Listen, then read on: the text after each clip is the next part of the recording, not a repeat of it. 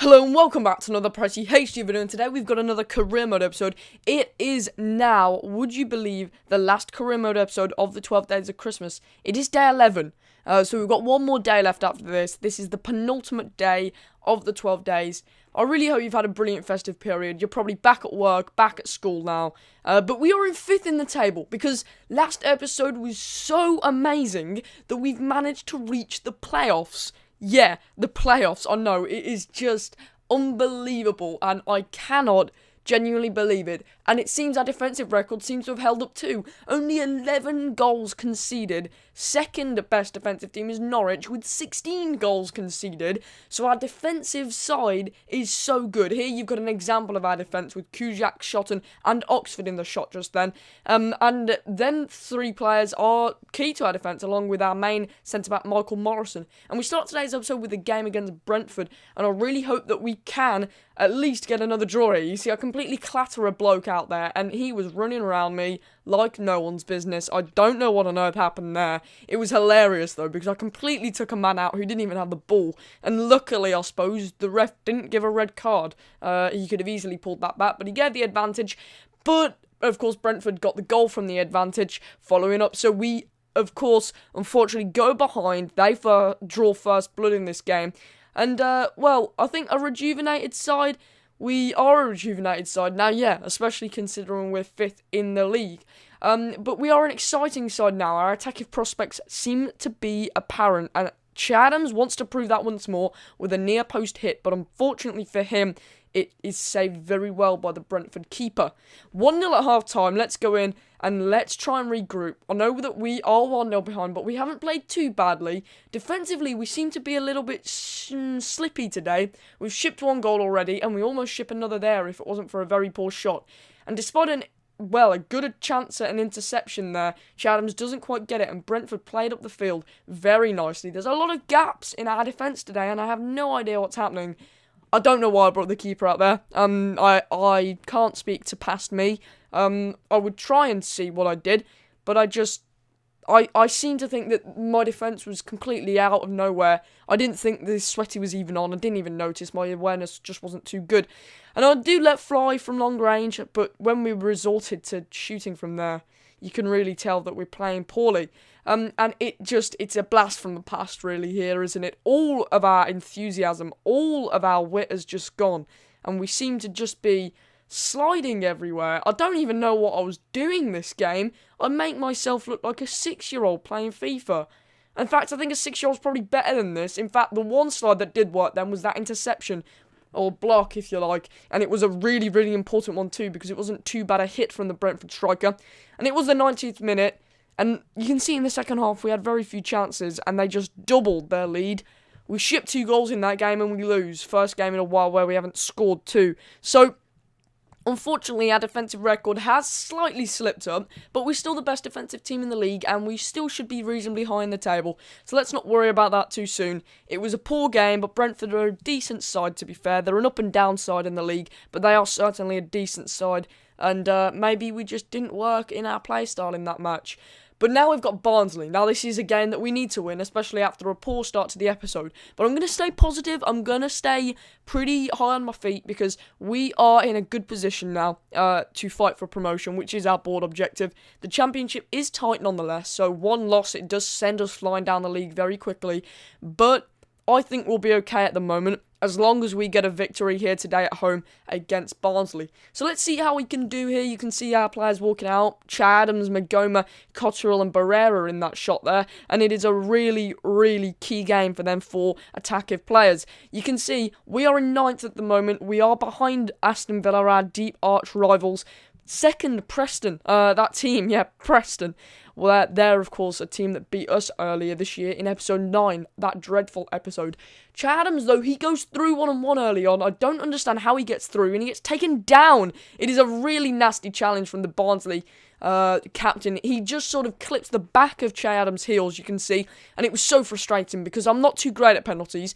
I can either smash it in brilliantly, like I did with Greg Stewart a few weeks back, or I can do a dreadful thing where I just place it down the middle. But luckily this time it goes in. And I think the best thing about this is in the penalties, I seem to have worked out that if you stay on one side, the keepers, I don't know whether they predict the way that you run up to the ball, or whether it's been coded so that if you stay on the one side, the AI knows where you're going.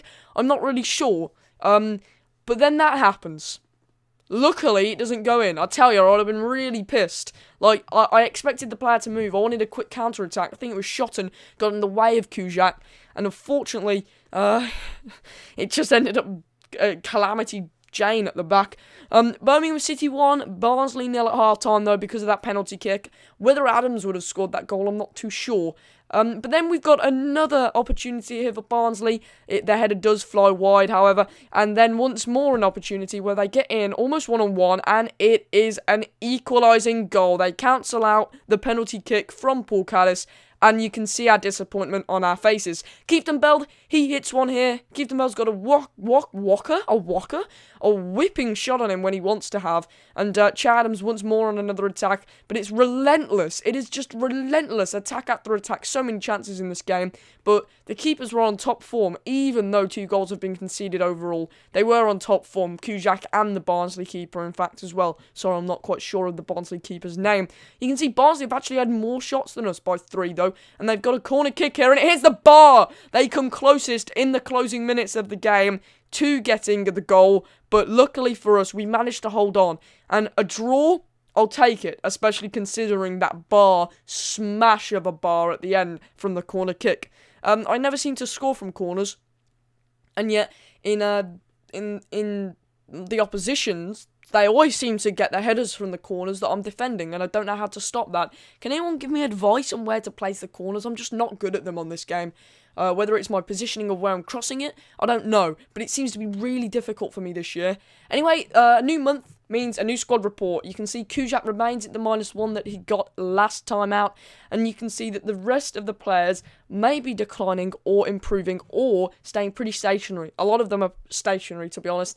You have a few standout players, a few with great prospect potentials. You've got Reece Oxford, who's doing superb, +3 in the very few months that we've had him since the September transfer window, and it is just great to see that we are doing reasonably well in the departments that I want us to do well in.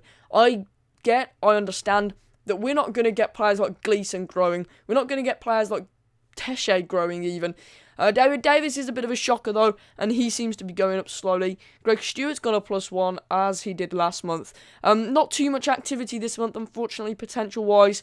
No one really hitting major marks, but it is when you get to the Che Adams area that you'll be really, really happy with. Jacob Murphy with the +1. Viv Solomon Osabar has now got +2. Fabrini stays at 73, whilst Barrera gets a 72 rating. Che Adams +3 now. Jutkovic remains at 70. Then you've got Donaldson minusing by 1. Really disappointing that, because although he's old, he's had a really solid season so far, and when he has played, which isn't often actually, he has made an impact. So I think we should probably play him more. Now we've got a game against Newcastle. Huge game here. I think this is one of the first times as well that we're playing in a real stadium, St James's Park, of course.